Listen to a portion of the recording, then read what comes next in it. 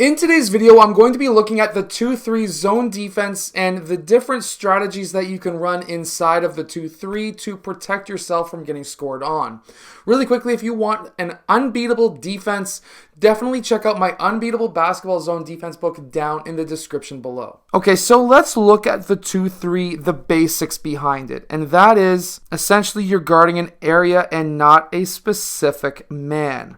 And the zones generally are organized like this. Now you may be saying, well, why are there areas like here, here, and here where they overlap, and also in the low posts as well? Why do they overlap in those spots? Well, generally speaking, those are the weakest spots because they're gaps, so that when a player drives, these players here should be able to cut him off so that he does not have a direct line to the paint. See, with a zone defense, they do not want the offense to score in the paint. That is the whole idea behind a zone. So, one way that you can actually beat a zone is by attacking a gap, collapsing the defense, grabbing multiple players, kicking that ball, again attacking that next gap, kicking it, and then getting a three. It's a super simple strategy that, if ran properly with a team that can actually shoot,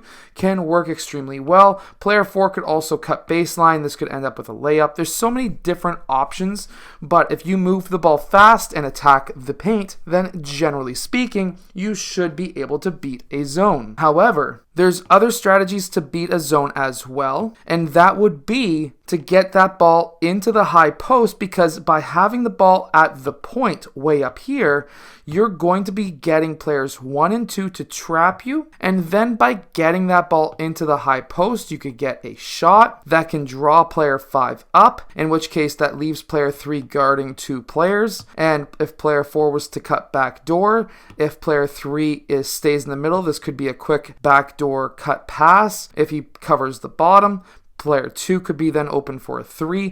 There's a lot of different options here just by getting that ball into the high post. Now, if you don't want to get beat very easily, what you can do is this. You can make a decision with your team to say player 1 covers the point or player 2 covers the point. Whichever player is not covering the point is going to be covering the high post. If the ball is passed over to player 3, player 2 then moves out and player 1 covers the high post. We do not want to pass into the high post, and one of the ways that you can stop that from happening is if there is a player in the high post, you want to have that player front. You don't want to let that player get position in front of you. As a defender, you want to be in front of him, because if they do a lob pass over top, player 5 is there anyways, so he is no longer in position to get that ball. While there is options to get that ball passed around at this point, then we still don't have to worry about getting that ball into the high post. Not many teams can pass the ball and before this player recovers be able to shoot,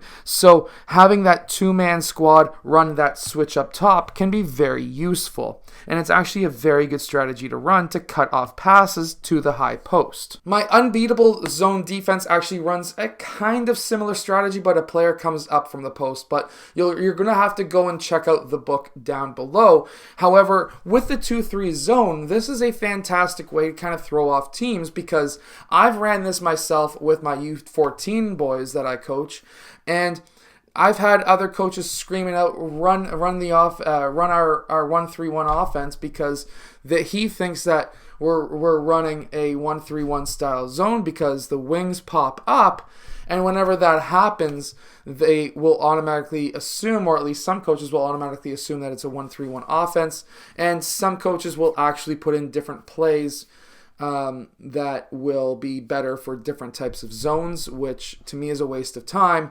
However, for example, like what coach will run a 1-3-1 for any length of period of time?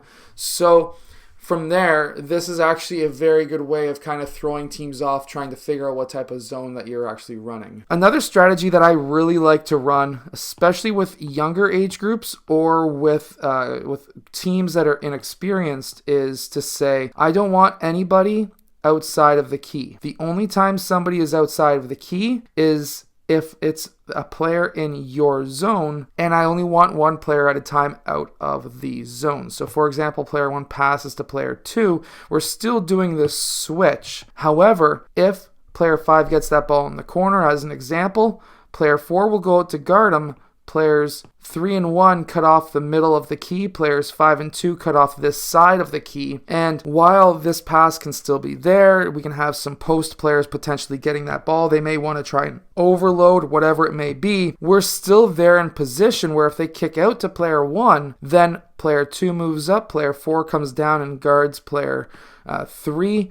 We start shifting back over and we all get back essentially inside this key. Now, if this is against a team that is not a great shooting team, this is a fantastic option. In fact, I almost shut down one of the highest ranked teams in Ontario by running this simple option out of a 2-3 zone.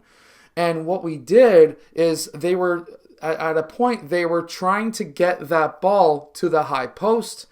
And because they had like a 6'6" guy who was in the high post, but none of their players could shoot. So I really wanted to protect the paint and get everybody essentially in the paint to stop the 6'6" guy because I had nobody over the height of 5'10".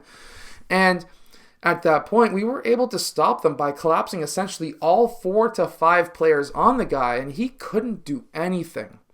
So we went between that 2-3 where we would pack the paint and we would switch every couple of possessions into my unbeatable zone defense where I would trap the corners, because what would happen is they would try to feed the high post. The big guy would easily be able to get it and he'd kick it to the corner and they'd be chucking up shots, but they were not making them.